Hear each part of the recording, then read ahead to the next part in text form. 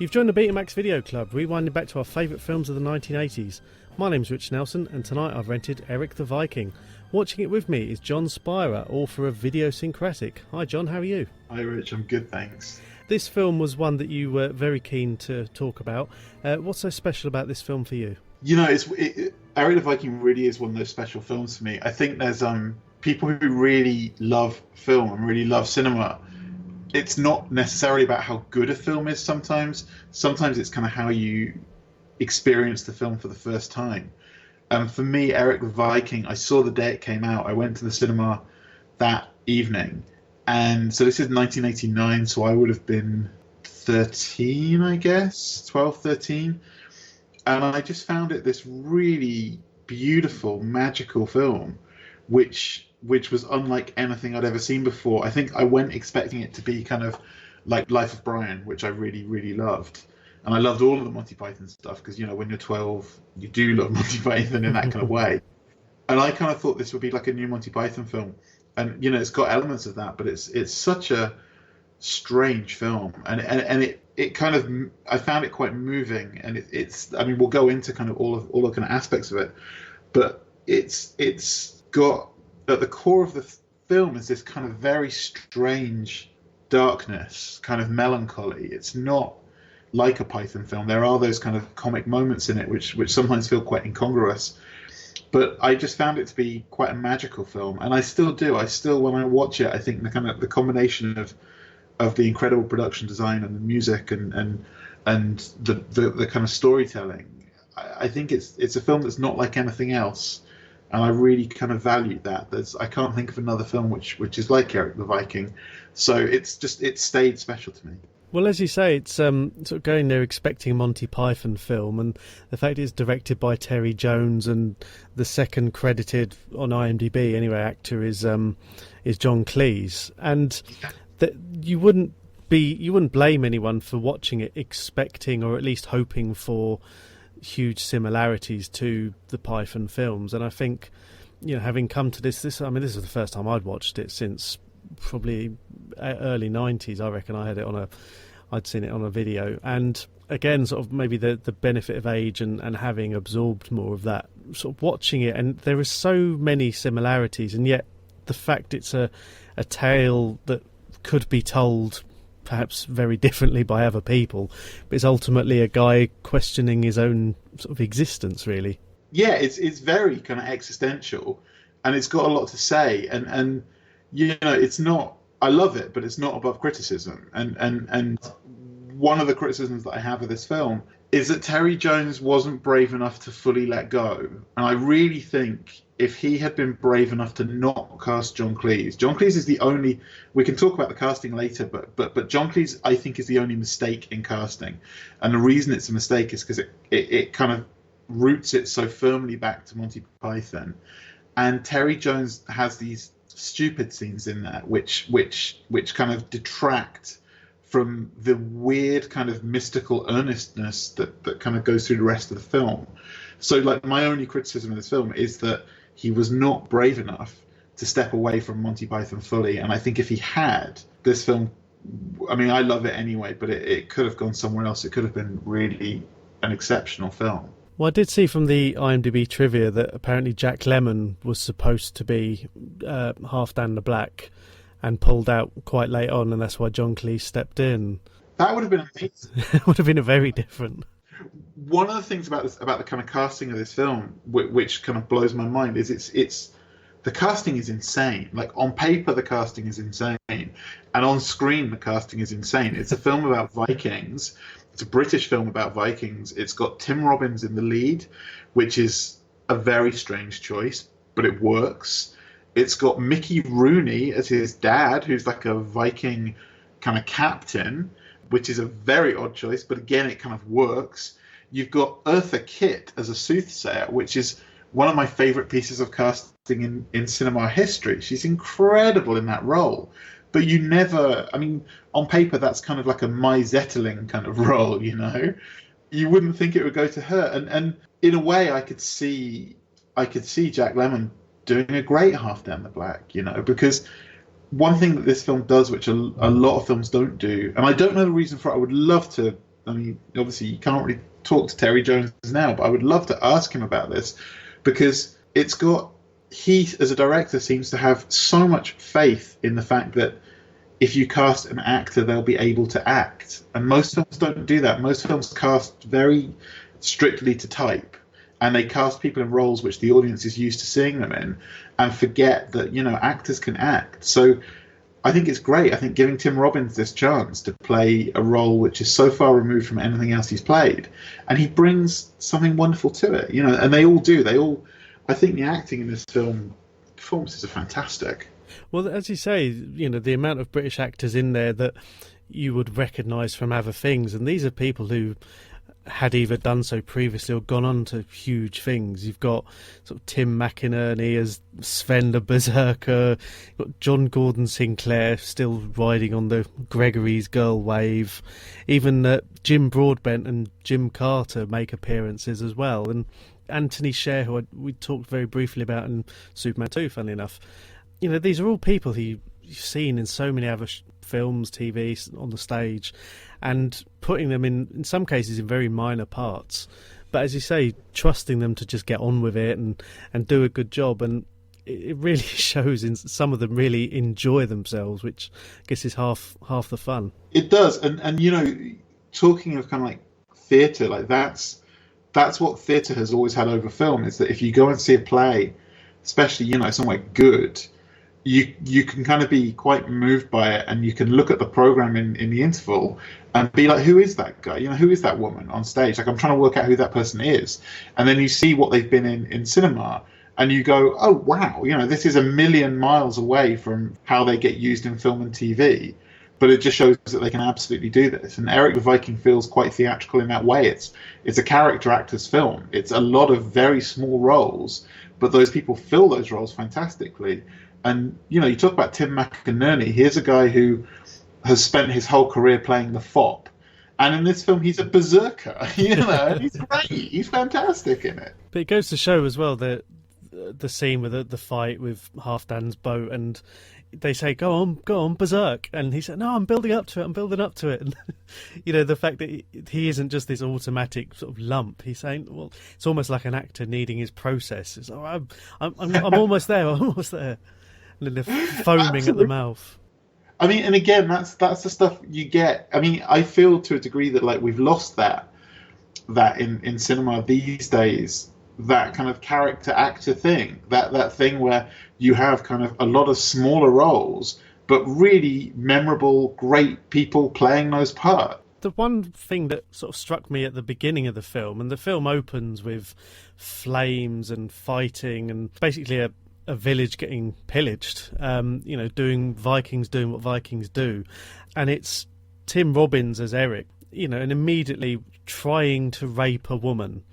Yeah. And I've never heard the word rape mentioned so many times in 2 minutes. He tries, basically bursts into a woman's house, attempts to rape her, but doesn't really. And the fact that this is what reminded me of a sort of Life of Brian scene almost, where she's sort of saying, you haven't raped anyone before, have you? Get it over with.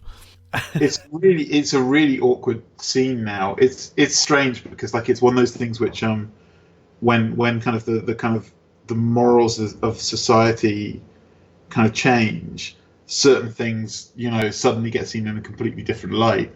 Maybe 30 years ago it was acceptable to make the kind of jokes that they make in that scene, but it's not now, and it feels uncomfortable to watch because like you say, they use the word rape a lot, and it's kind of said as a joke. It's uncomfortable and it's awkward, but at the same time, as a scene, it kind of sets the film quite nicely. It sets his character quite nicely, but it's it's one of those things where you kind of you wish that hadn't been the case. He could have looted and pillaged without raping.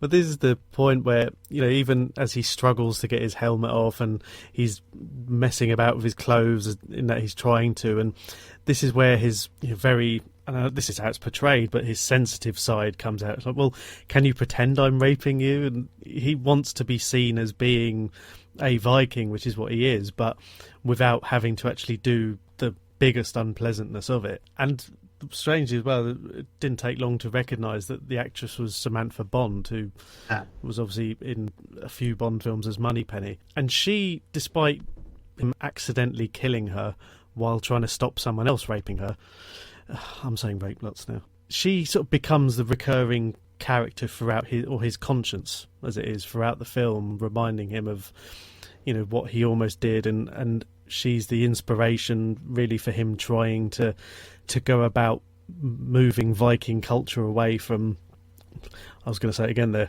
what they do to women as well as pillage.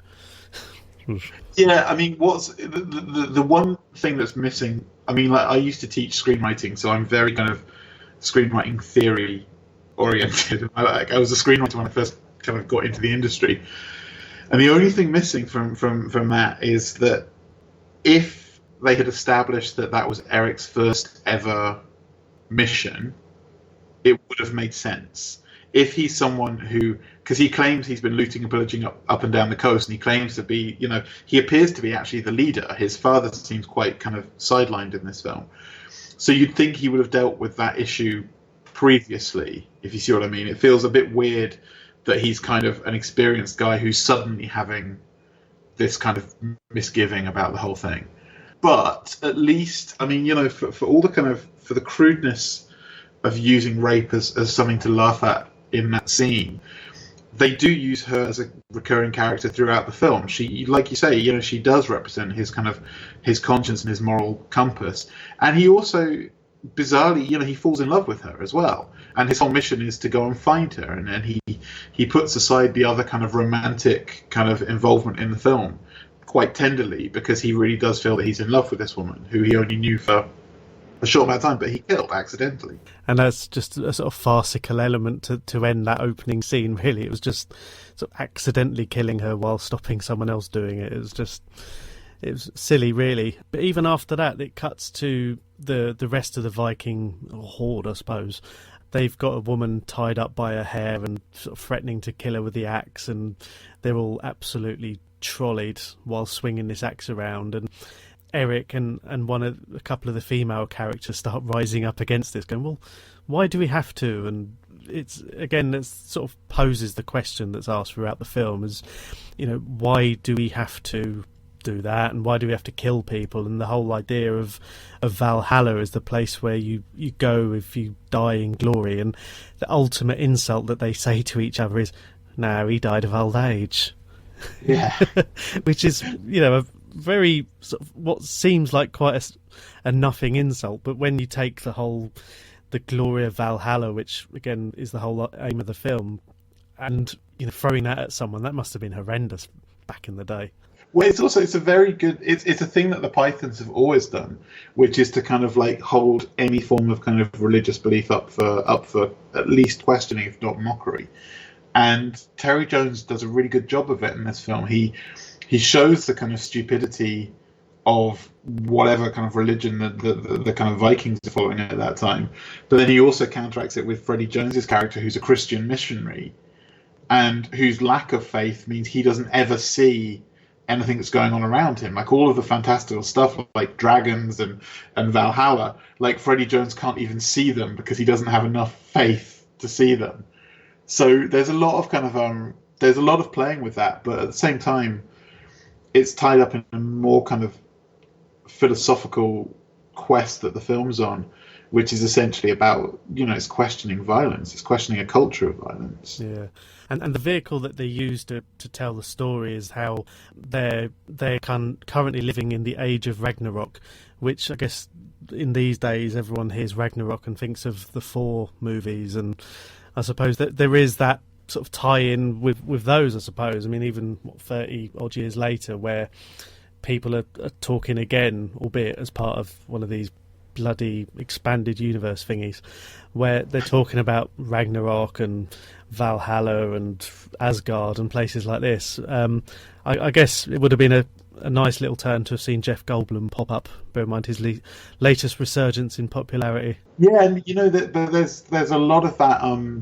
It's all in the mix, really. Like, I mean, the kind of a lot of Norse mythology is interpreted in these films in kind of weird ways. So Loki is a character in Erik the Viking as he is in the Thor films, and he's an agent of mischief. You know, that's kind of the same thing. And you've got Odin and you've got Thor. I mean, Thor is in Erik the Viking. He's played by a kind of what looks like an 8-year-old, but he's there, you know, and he's got his hammer. So it's all kind of there. And it's funny because you know, you think that it's quite a rich mythology to pull from, but really Thor and Erik the Viking are certainly the only kind of Norse mythology based films I can think of in you know, 40 years, certainly mythology wise.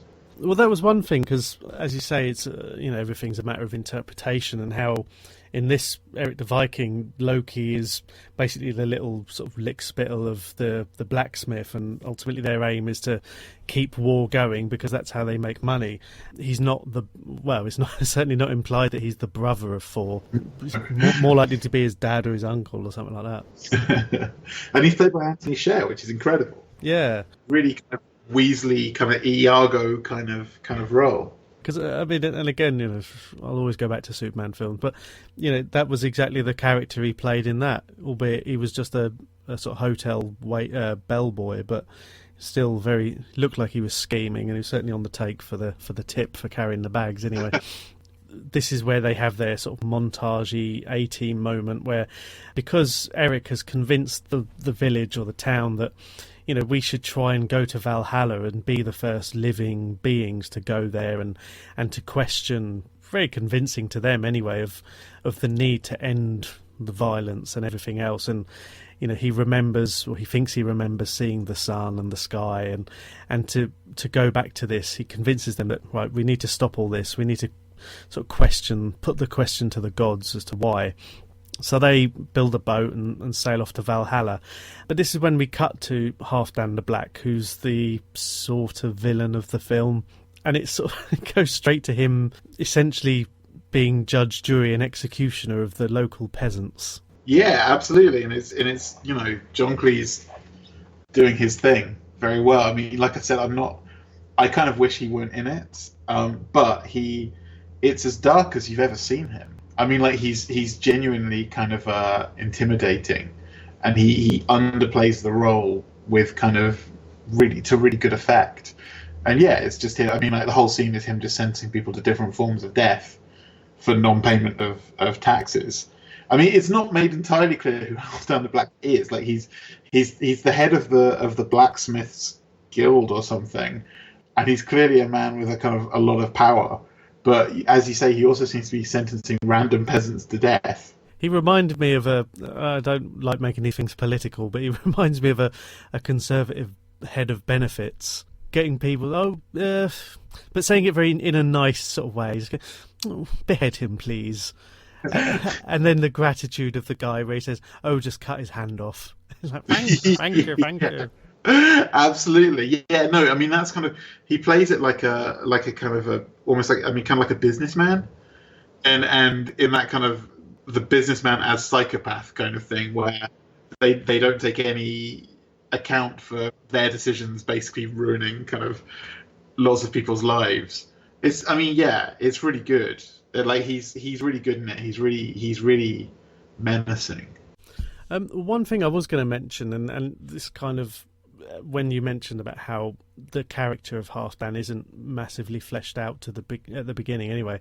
Now, there are several cuts of this film. There's several versions, aren't there? Because I had it was a DVD that I bought from eBay. But you said that you'd watched a version by the director's son?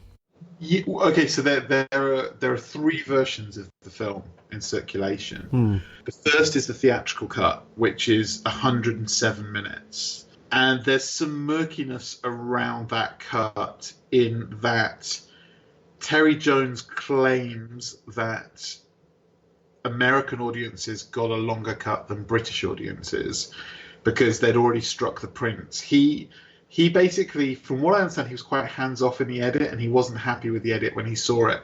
But he only had a couple of weeks to sort that out before the film came out in the UK. So I've seen him claim that the US edit was longer than the British theatrical release. So, but then he also cut the theatrical release for video. So the three versions that are definitely out there is there's an 107-minute cut, which is known as the theatrical edition, and that is, as far as I know, only available on American Blu-ray, Right. which I've got because I love Erik the Viking. There's an 89-minute cut, which is what came out on British VHS, and I suspect is the cut on the Arrow DVD. That's the one. Although it says it's the theatrical cut, but my feeling is that's the British theatrical cut. And then the third cut is the director's son's cut, which was something that Arrow put out about 15 years ago, in that they were going to put out Erik the Viking, and Terry Jones expressed to them that he wasn't very happy with it. So they said, well, why don't you do a new edit? And his son Bill was an editor, so he said, well, let's get Bill to edit it. It's 75 minutes, which almost doesn't qualify as a feature film. I mean, the average feature film is 90 minutes. Most run a bit longer than that. 75 minutes is very short. It's a strange one. I knew Bill a bit in the 90s. Like I edited a couple of films in his edit suite. He used to have his own little facility in Soho. So I met him and kind of spoke to him a bit. He's a really nice guy, and you know, I think he did work quite earnestly on this. But the problem that they were facing was that they'd lost all of the original elements to this film.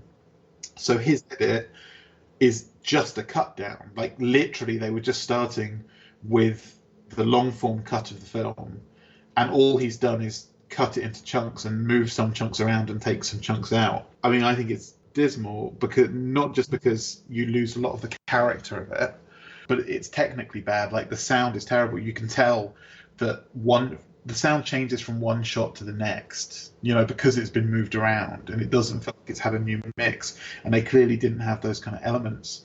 But it's also it's too short, and it's something that I rail against anyway, which is that there's a certain kind of wisdom that's spoken in the film industry, which is that shorter is better, that you should concentrate on just telling the story in as kind of lean a way as possible. And I can see that, and I can see how that works for a lot of mainstream films.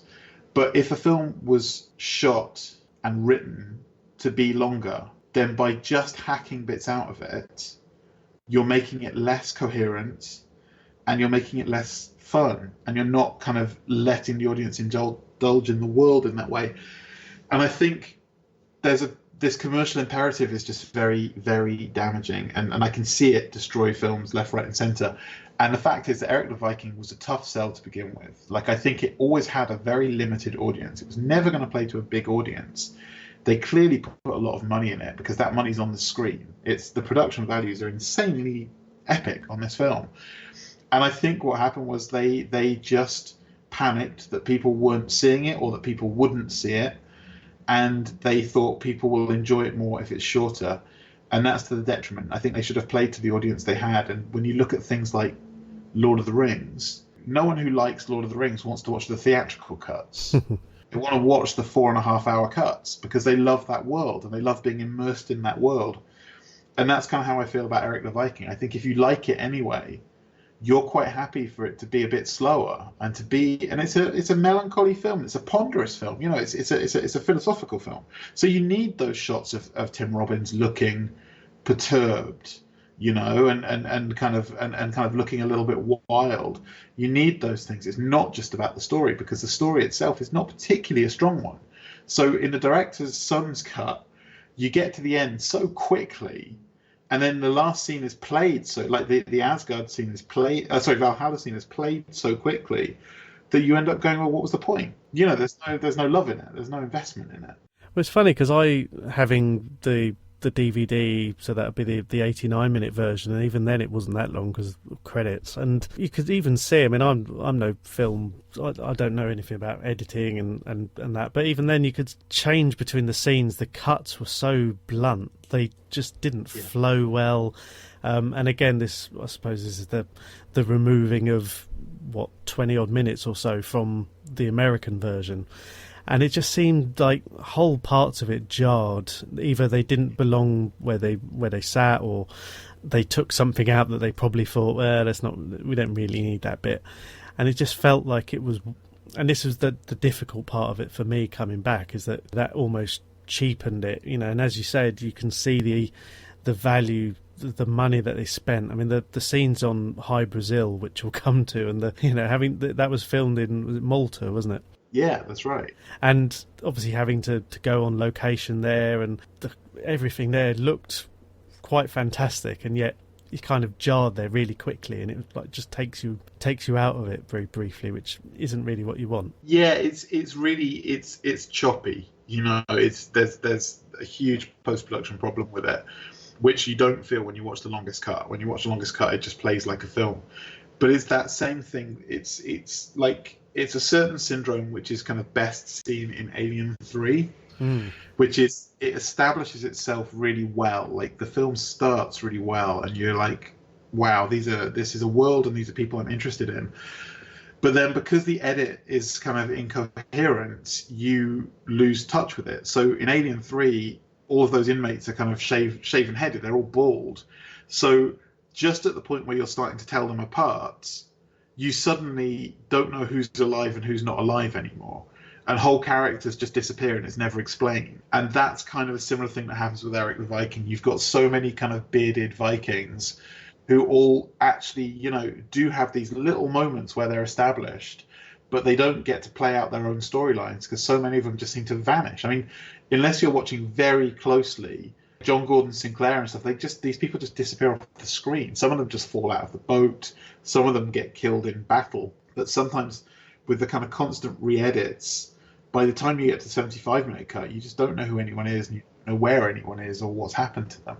Well, the character development side of things was funny, and the fact that it was Thorfinn as his mum and dad reminding him as he went off to battle. I was like, so you've got both axes, yes mother, and something to sharpen them with, yes, and never let your enemy get behind. This is like you're going off to school or something, football training, and you got your shin pads, you got your packed lunch and everything else. And it just kind of grounds it sort of nicely in that real world almost.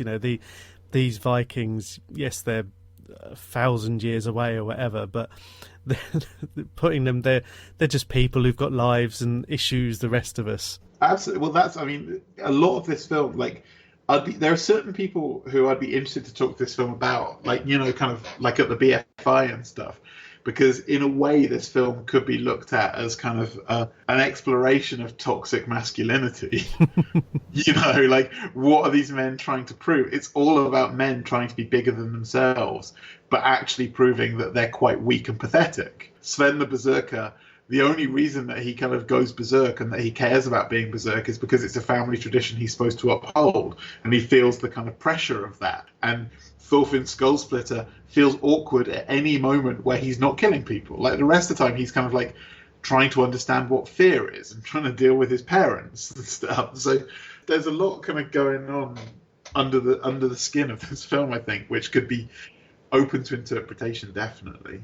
Well, it's funny when you say about the masculinity, because that was something I actually wrote down on the part where they land in High Brazil, and the first thing they do is sort of arrive and find a beautiful woman sort of lying there in the sun, and they're so confused because, obviously, as we discussed, Vikings have a couple of real purposes when they go somewhere new. It's to all that, but this beautiful woman's lying there. It's like, right, get her weapons. She hasn't got any. And when she goes to them, and they're just so off guard because, and the whole point of High Brazil is that they have to be terribly nice to each other, and it is, I meant it, they have to be, there is a purpose for it, and it throws them so much, again putting to them the whole concept of their existence of, well, people do get along, albeit with various other issues about being nice. The whole, even then, having to be polite when the king insists on singing, it's just so, it's funny and it's ridiculous. Yeah, they're there for a reason. They're there to get the horn resounding. The idea is that if they need to find the horn resounding on High Brazil, they need to find High Brazil, find the horn resounding, blow the horn resounding, which will awaken the gods, and it will take them to Asgard, and then it will bring them home. So it's really important they find this horn. So they actually have to be nice to people. They can't just kind of loot and pillage to find it.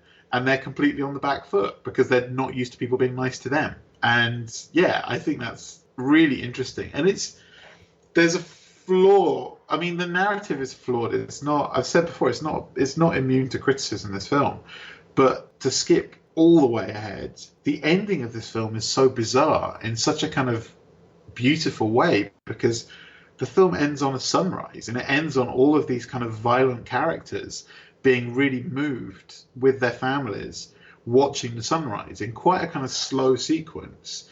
You know, you might expect that the film would end with celebrations and clanging of swords and that kind of thing, but it ends in this really kind of contemplative moment, which you don't get in kind of that kind of film. So there is kind of something to be said that there's a narrative thrown through the whole thing about masculinity and about coming to terms with that and rejecting violence, because that seems, I mean, ultimately any story is all about the ending. It's about the conclusion that's reached. And that one seems to be, you know, a kind of wholesale rejection of violence. So it's, yeah, I think it's there.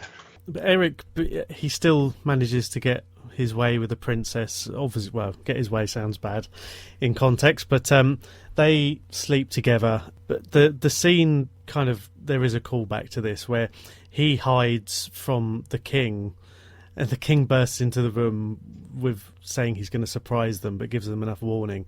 But Erik basically prances around the room naked, but for the cloak of invisibility, I think. Yeah. And, which it comes back later on, but the fact that he thinks he's completely invisible, and to the king he is, because there's the almost sort of farcical Austin Powers-ish way of, well, let's pretend he's not here, or, you know, hiding cleverly his nakedness. But it doesn't take long really for Halfdan to turn up, because they're following Erik in order to stop them from denying his right to trade. But Erik thinks he's invisible and becomes this low-key-ish, he's very mischievous, but he's very powerful, almost warrior, because he thinks he's invisible, and the guys he's fighting aren't used to anyone fighting back, so they don't know what to do. It's just hilarious. Yeah, and they're all in kind of they're wearing masks made of big kind of animal skulls, and Erik, thinking he's invisible, just prances around their boat.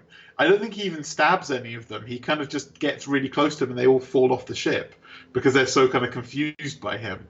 Or when they try and attack him, he just jumps out of the way and they stab each other because he thinks that he's invisible. Yeah, it's great. It's a lovely sequence. And then it turns into a really good, solid Saturday matinee sword fight. He's clearly got the kind of Errol Flynn thing going on. He's got little trampolines hidden and he's kind of jumping all over the place, and then the rest of the guys join in. And it's a really great scene, all on that boat. And I said that, like, Erik the Viking's not like any other film, but if it's like any kind of film, it's got that Saturday matinee feel. It feels like one of the kind of Harryhausen films, like Jason and the Argonauts, you know, one of the Sinbad films, something like that, where you have a group of people on a quest and they go in their boat and they meet various problems and various kind of characters from mythology. So it does feel like that, and it's really, you know, it's a really exciting, fun watch. One thing I did like, which was just before the battle, but it was the scene with the rowers and their sort of slave master beasting them. But it was basically, he was beasting them with what you'd imagine the reverse of, and I guess this would be the humour of 30 years ago. He's from the Far East, insulting Western-looking people by calling them horizontal-eyed trouser wearers and saying, "Your big-breasted women make me sick," and just with their up fish. And it's just so silly. And luckily they don't play on it too much, or at least they didn't in my cut. Maybe this was one of the extended versions, I don't know. But it was just such a nice little aside, just to sort of say, to turn things on their head a little bit. You know, one thing that's really weird is that for years I would watch that film and see that, so that slave master is literally in one scene and he's kind of got one little moment and that's it. but he was way up in the credit list. Like, he's kind of like maybe the fifth or sixth person credited in the actors on that film. And I always thought that was weird. And I found out a couple of years ago that he is, I can't remember his name, but he was a huge star in Japan. And basically there was Japanese funding attached to the film on the basis that this guy would be in it. Well, according to his IMDb, his name's Suzumo Sakini, and known as the Jay Leno of Japan, which is an odd one, but he does appear in things like Toxic Avenger, and although weirdly Erik the Viking seems to be one of his best known roles. I think it was all kind of contractual obligation. And that's, I mean, in a way, that's very ahead of its time. I was reading an article recently about what's happening at the moment in kind of big blockbuster cinema, which is that China is co-funding some of the biggest films, and that's why they're kind of being set there. Like, I think the last two Dwayne Johnson films had kind of, or what was it, The Meg had big Chinese stars, and The Skyscraper had it. I think Transformers did as well. Yeah, and Star Wars, they put Donnie Yen in Rogue One in a kind of slightly incongruous role, it felt, but that was because, you know, it was going to be, it was, they wanted it to play properly in the Far East. So yeah, it's maybe a little ahead of its time in that way. It didn't stop them sticking Matt Damon in that film about the Great Wall, but yeah, that's not an 80s film. Let's not talk about it. We find then that after as the battle kind of ceases, that Loki has been working undercover with Halfdan because he'd previously gone to see him and offering his little information. And this is where he and Catel Blacksmith borrow, or they take the horn, was it the mouthpiece for the horn, don't they, and try and get rid of it. But because Loki stabs one of the Vikings who's going to stop them, and this causes blood to be spilled on High Brazil, which is the whole reason why everyone's so nice, High Brazil immediately starts sinking. And you've got the king's fake news-ish pronouncing, High Brazil is not sinking. You know, they're all panic mongers. It's all fear. No, nothing's nothing. Everything's perfectly fine. Do not adjust your sets. Now, I know what some of you must be thinking. The day has come, we're all going to go down, etc., etc. But let's get away from the fantasy and look at the fact. We do seem to forget that, you know, actors can act. So I think it's great. I think giving Tim Robbins this chance to but play. Let's stick to the facts. The threat of total destruction has kept the peace here in High Brazil for 1,000 years. So whatever else is happening, you can rest assured, High Brazil is not sinking. And he says that while the water is literally rising up above his neck until he drowns. Yeah, that's brilliant. I mean, that's like, you know, I mean, that's what the Pythons did so well anyway, but that's like a moment of, I mean, that's climate change, isn't it? There's that piece of art somewhere, I can't remember where it is, and it's called Politicians Debating Climate Change, and it's kind of on the beach, and it's a bunch of kind of, it's like statues of politicians arguing, and then whenever the tide comes in, you can't see them anymore. You know, so every day they kind of re-drown. Yeah, it's brilliant. I mean, that's like Terry Jones skewering politics. You know, literally the guy's drowning, and he's saying to everyone around him, don't worry, we're not going to drown. 30 years' time, and yet that bit seems to have held up as well as any other bit of news or any current affairs. It seems to be very apt for the current climate. So, well, that's what those guys did. That's what they were so good at. They were good at seeing the truth in the telling truth to power, isn't it? It's that it does, all that changes is the people, you know, and kind of the situations, but essentially you've just got people who are happy to lie while other people die. Well, as they manage to recover the mouthpiece for the horn, Erik tries miserably to blow the first note. The princess manages to do it, which leads to storms and the whole them getting caught on the edge of the waterfall or the edge of the world. And you've got the religious, is the converter, who's saying, "Oh no, the Earth's not flat." You know, it's very matter of factly, "Hey, it's not the edge of the world." And that sequence. I mean, that's when I remember the first time I saw the film. It's that sequence, and the bit seeing a Viking ship fly off the edge of the world and just fall. It's such a kind of beautiful, kind of slow sequence of the Viking ship just falling off the edge of the world, just falling through the stars. until it lands outside Asgard. So, it lands in essentially the kind of Viking heaven. And that's kind of the sequence I think of the most when I think of this film, because it's really magical, and it's got these production values that you just don't see anymore. I mean, like, they built that ship. They built a whole Viking ship for this film. It's practical, it's real. They built this massive ship, and they actually took it to Norway, and you see them rowing. You see the actual cast rowing this big Viking ship through the fjords and stuff. And there's this beautiful moment of magic when they're just falling through the stars, and when they land, they all wake up. They fall asleep and they wake up, and they're all covered in kind of ground frost, this kind of sparkling frost, and it just looks beautiful and magical. And then they see Asgard kind of as this hill, this kind of collection of kind of like buildings on this hill, and it's all, the conceptual designer of the film was Alan Lee, who was the conceptual designer of all of the Lord of the Rings and Hobbit films. The world that he creates, the way this film looks, the world that it is so, it's just gorgeous. Like, I can't put it any other way. And because this was pre-CGI and it was still the time of practical effects and optical effects, these things are there. You had actual craftsmen sculpting these incredible pillars, which you see the whole way through Valhalla and stuff. And it's just, I don't know, it feels like the last kind of epic that we had was kind of Gladiator, probably, which felt kind of 80% CGI. It didn't feel like those old films where they actually created a historical or fantasy place. I mean, Lord of the Rings do that. Lord of the Rings films are stunning for that. It's rare that you get that kind of actual magic in cinema anymore, and I really feel that in this film.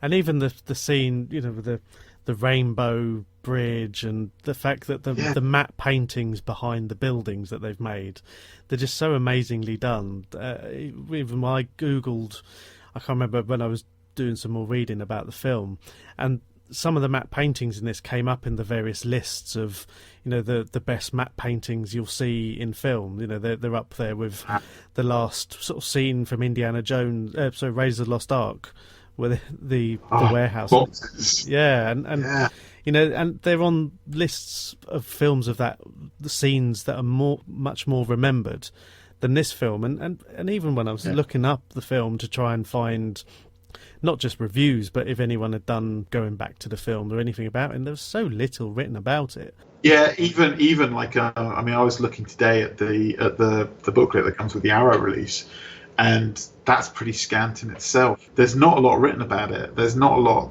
that you can kind of find online about the film at all. Some people might want to revisit the film because of the podcast. I know when I talked to Tim about Morons from Outer Space, which is how we got talking because of the book that you'd written about it. And it's amazing that these films that, and again, it's like most films, how hundreds and thousands of people, it's their full-time job. They put in these hours to make these films, and the money that costs to make them and everything else, and some go on to be huge hits, or they get that sort of nostalgia revisiting later down the line, and yet this seems to have just kind of disappeared off, well, not quite the face of the earth, because the earth isn't flat. So I mean, this is what I do. Like, I write these books, The Forgotten Film Club, which is about films which have been forgotten, like films which are there's a lot of, right now we're in an age of kind of rediscovery, especially with kind of digital and with kind of download and with Blu-ray and stuff. And there's a lot of kitsch at the moment. There's a lot of people discovering films from the 80s and the 90s and the 70s and holding them up for kind of ridicule and going, this is a dumb film, ha ha ha. And that's fine, because it feels like history splits films into two camps, which is the classic films and the kind of dumb films. But what it never goes back to is these middle ground films, these films which are kind of the bread and butter films of the industry, which quite often star famous people and might have kind of, a big director attached to it even, but they didn't stay in the public consciousness for whatever reason, or perhaps they didn't succeed for some, I mean, like Erik the Viking is a flawed film. It didn't do well critically, and I understand that. I understand all of the criticisms that are leveled against it. But that means it joins this kind of strange middle ground, like Morons from Outer Space, of films which people have just kind of forgotten. And for me, it's interesting to kind of go back and work out, not go back and laugh necessarily, but go back and kind of go, I want to know why this has been forgotten. I want to know why people don't know more about this. Erik the Viking is a very interesting one for me for that. And I curse myself because I used to work for the BFI, and I still do kind of bits and bobs for them. And I got to interview Terry Jones at one point. It was for a very specific job, which was a kind of regular video that the BFI does called Ask the Expert, where the public can write in and submit questions which are put to whoever the person is. And I got to do Terry Jones, and I only had kind of 20 minutes with him. So I had to do what the public had asked. I had to put to him the questions that had come through from the public. And I'm really angry with myself, obviously, for not taking the time. I got him to sign my copy of Erik the Viking. Treasure forever, especially because the dedication is, this has been signed by Terry Jones, which when you're at the BFI, there's you take things for granted sometimes that that most of the Pythons come in and out of that place all the time. And you kind of go, yeah, well, I'm sure I'll get another chance at some point. And now, sadly, Terry's in kind of, very declining health. And, I'm not sure those questions will be answered. I mean, he's done a commentary on the DVD, but it's not, it's not what I want to know. It's with Forgotten Film Club, I try and get people not to toe the party line and not to just say the stuff they're used to saying in interviews, but to actually try and understand how they feel about something. And with Terry, you get the feeling that Erik the Viking was a frustrating experience for him, that he didn't manage to get on screen what he was going for. When we talk about the actors who are in this film, how easy it is now. I mean, I can do it on my phone in 2 seconds and go on IMDb or go on Wikipedia or go on Google and find, right, if I'm really interested in what Tim McInerney's done, or Jim Carter, or Jim Broadbent even, I can go and see, right, what films have they done? And you look at, say, Tim Robbins, for example. He's been in films like The Shawshank Redemption and Mystic River and stuff, where millions of people have seen and love these films. And it wouldn't be difficult, especially now, and there's the whole debate around streaming against physical media, where in the click of a couple of buttons, you can be watching this film, whether it's legally or you can watch it on YouTube. But it's so easy to go back and find these films if you're really keen, and it's just strange that this just seems to have not hit that note. And while it is, I think at the time of recording anyway, you can get it digitally through Amazon, just the fact that these sort of actors have this on their CV and all the people who worked on the film and everything else, and yet Arrow have gone to the hassle, albeit 15 odd years ago, of releasing it. Look at some of the big tentpole releases that they do these days, and yet it just sort of seems to be sitting there on a sort of perennial eBay, almost charity shop shelf. And you'd hope, certainly for their sake, that a few more people would see it isn't just a Diet Monty Python film. I mean, there's huge elements of it, and you do half expect Eric Idle or Palin to pop up in a cameo somewhere. I'm surprised one of them wasn't for Odin.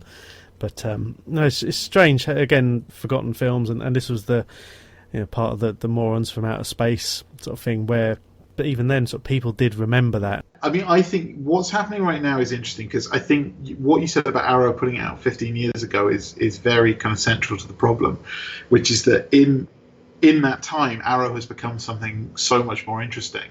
And if Arrow were to put it out now, if Arrow were to do a kind of bells and whistles Blu-ray of this, it would finally get its due, because we're in this fantastic age of the boutique Blu-ray label. And maybe Indicator might be the right label for it. But there are companies now who film fans trust them. And whatever they decide to put out, whenever Arrow, Eureka, or Indicator put out any releases, the fact that they're putting it out is enough to make you go, oh, I'll take another look at that, or I'll take a look at that.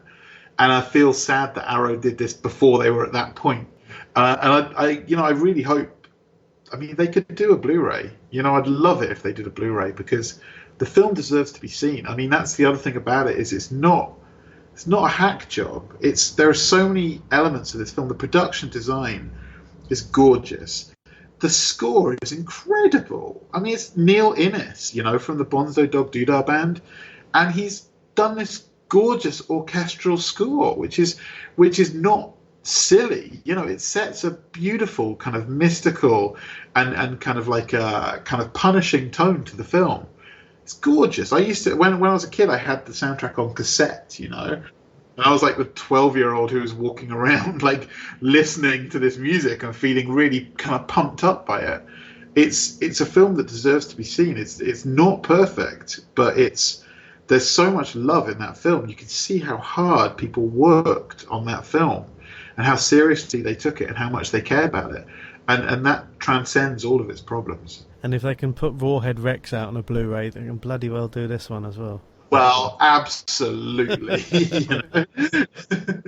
One thing we did skip over, which weirdly was the end, when they do enter the halls of Valhalla, Helga's there. Now, I suppose this would be a technicality, did die in battle, albeit perhaps not the way that most of the inhabitants of Valhalla would do. She was stabbed while there was a battle going on. Yeah. And this is where we meet the gods. It's Thor and Odin. They are kids, and they have the mentality of kids.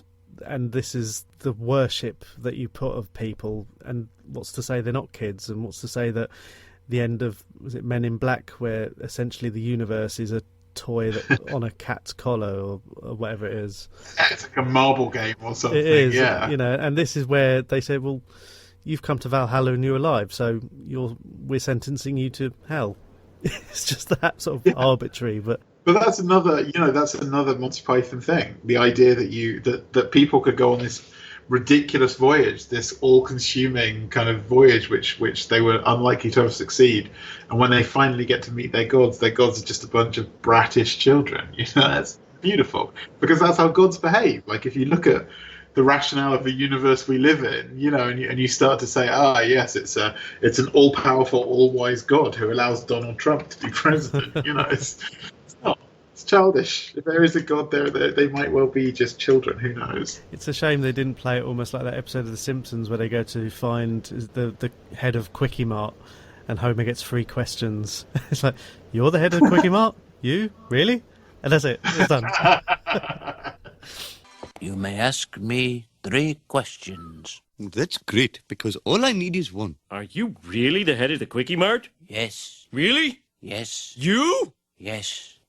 I hope this has been enlightening for you. But as they're sentenced to the pit of hell, our religious friend has gone back to the boat, and because in his eye this is all imagination, he doesn't believe in this, therefore it doesn't exist. He goes back to the boat, and crucially, while all the Vikings are in the pit of hell and dying, he plays the 3rd note on the horn, which takes them all home back to where they're from, and effectively saves their lives, really. Now, this was one of the annoying bits, that the DVD I had jumped from them meeting the kids straight to him sitting on the boat playing the 3rd note, and I was like, what happened there? And that's when I had to go to YouTube. It was strange that this happened, and they all just, and this is the whole point, is that they appear home without the boat. Thankfully, the boat still has a part to play, because Halfdan is there and kidnaps their families and still threatens them. The boat appears out of nowhere and crushes them like a giant foot. Absolutely, I hadn't thought of that. That's absolutely true. The end of the film isn't them celebrating, getting drunk, sort of these epic macho scenes of hugging, and it's them watching the sun come up, because they've actually achieved their mission. They've actually sort of taken what they set out to do, which essentially was to end violence, but also just to see the sun, which seems very simple when you think about it. Yeah, and it's a beautiful moment, and it's really beautifully scored. It's a really kind of tender piece of score. It's a very strange way to kind of end a film. And like I said, it's very kind of contemplative. But for me, that sums the film up. It's such a strange film. Like, you can't put this film into any group. Like, it's really hard to say what this film is like or what audience it's for. It's not silly enough to be a Python film, and it's not serious enough to be an action film. It's a little bit of everything, It's Terry Jones. You know, I mean, like, it's a guy who studied history at Oxford. I believe he was at Oxford, and kind of fell into comedy. And he's a father. He's a storyteller. Like Erik the Viking created for Bill, for Bill Jones, who did the Director's Son's Cut. It was his bedtime stories that Terry would make up for him. So that's all in there. You know, you've got the kind of crazy, stupid, annoying comedy, and you've got the kind of thrills and adventure. You've got the father telling a story, and you've got this real darkness. I mean, you know, especially on the Blu-ray, the bit when they're in Valhalla, all of the people who they knew suddenly appear. They walk out of the darkness, and they're surrounded by a crowd of people who live in Valhalla who have been killed. And it's one of the goriest things you've ever seen. You've got a guy who's had his face cut up with a knife, and the knife is left in his face. There's a guy who's been hacked with an axe through his head and down through his whole body, and he's just stood there. You've got a guy with 2 axes in his head, and it's really gory makeup. It's not even done for laughs. It's really dark and disturbing. You know, that's one of the reasons I love this film. I'd much rather see a curiosity, like a film which doesn't quite work, but which so much thought has been put into, and there's so much going on there, than see a photo fit blockbuster done by numbers, every trope that's ever existed, you know, from the narrative down to the way it's shot. I love Erik the Viking because it's a square peg in a round hole. It's a weird film that no one has ever known what to do with, but it's its own thing. It's beautiful. And yet this is a film with Thor and Loki and Asgard, and Samuel L. Jackson doesn't pop up at the end. Shocking. Thank God. That would have made it really weird. It's a rarity in cinema these days. Well, John, thank you very much for renting or bringing your signed copy to the club today. Now, a couple of things. Now, before we met and before I started this podcast, I had seen the Elstree 1976 documentary that you made. Oh, wow. Okay. And was a big fan of that. But you've also got a book out about your time as running a video shop. It's called Videosyncratic. Could you tell us a little bit about that, please? Yeah, that's on Amazon at the moment, and it's in the shape of a video. The book is the exact dimensions of a video, and it looks like a video, and it tells the story of the British video rental industry from beginning to end through my eyes. I was there for the whole thing. So when video first started, I was like a little kid, and I hung out in video shops desperately. My mum used to use the video shop like a creche, so she could go shopping. I'd just be left there. And as soon as I was old enough, I started working in video shops. And I think I worked out that I worked in about 18 video shops over the years. I've worked in blockbusters, and I worked in kind of corporate ones, and I worked in very indie ones, and I worked in kind of mid-type ones. And eventually I started my own video shop, and I had 2 branches of that by the end of it. And I kind of saw the industry out. We had these beautiful independent video shops, but the industry tanked while I was living that dream. And, you know, I had to close them down. So you kind of get my story along tied up with the entire story of the UK kind of rental industry, and it's funny. It's got a foreword by Susie Dent from Countdown, and that's available on Amazon, right? Absolutely. Excellent. Yeah. And funny you mentioned Blockbuster. It seems to have had a bit of a nostalgia boost of its own recently. I think, was it Deadpool 2 have a launch? They had a pop-up one, didn't they? That's today. I think if you go to they've done one in Shoreditch, of course. And if you still got your original Blockbuster card, they'll give you a free copy of Deadpool 2. And I've got a bag of cut up Blockbuster cards. I don't know if they'll count, but in my video shop we used to give you a free rental if you cut your Blockbuster card up. So we'd stick it on the wall. We had like whole walls full of like cut up Blockbuster cards. So I've still got those, but I don't know if that'll qualify me for a free copy. I don't know. Sellotape them together. And weirdly, while I was waiting for my daughter to go to sleep earlier on, I watched the trailer for Captain Marvel, which has her, and it's a Marvel thing, I don't really follow it, but she falls from a spaceship through a branch of Blockbuster Video in the trailer. Oh, really? Yeah, it's odd. The thing that bothers me is that this nostalgia is happening, and it's happening for fucking Blockbuster, yeah, who were the worst. Like, they were scumbags. Like, Blockbuster destroyed the fucking film industry.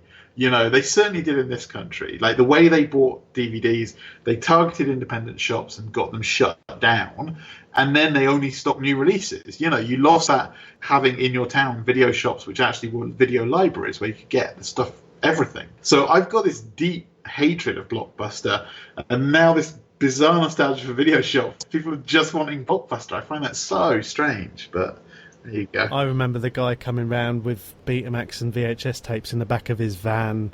It was There you go, video van. North London weirdo who probably didn't have a CRB check, and wouldn't be allowed to do it today. There were video shops in I mean, I go into this in the book, but there were video shops. One of my friends remembered that there was a video. He was up in Romford, and literally someone just turned their front room into a video shop, and you just go into people's houses who you didn't know and rent videos from there. Blimey. That's a nicer way of earning a few quid. Anyway, John, thank you very much for joining us. It was real fun to talk about the film and videos in general. Now, you're on Twitter at VideoJon, Jon. Yep. As per usual, I'll play out this podcast with the song that was number 1 in the UK at the time of the film's release, which, if I have it written down on my list right, it was Ride on Time by Black Box. So, of course it was. Yeah, it's very of its time, of September 1989. Thanks, Rich. Oh, sorry, everyone. But, yes. John, it's been a treat. Thank you very much. Thanks so much. Cheers.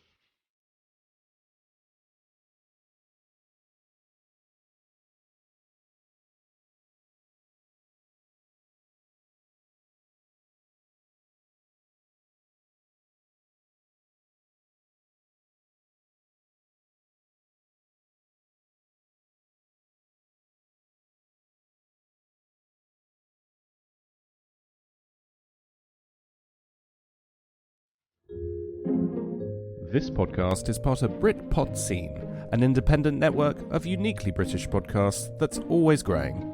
Check out BritpodScene.com or Britpod Scene on Twitter to find out more.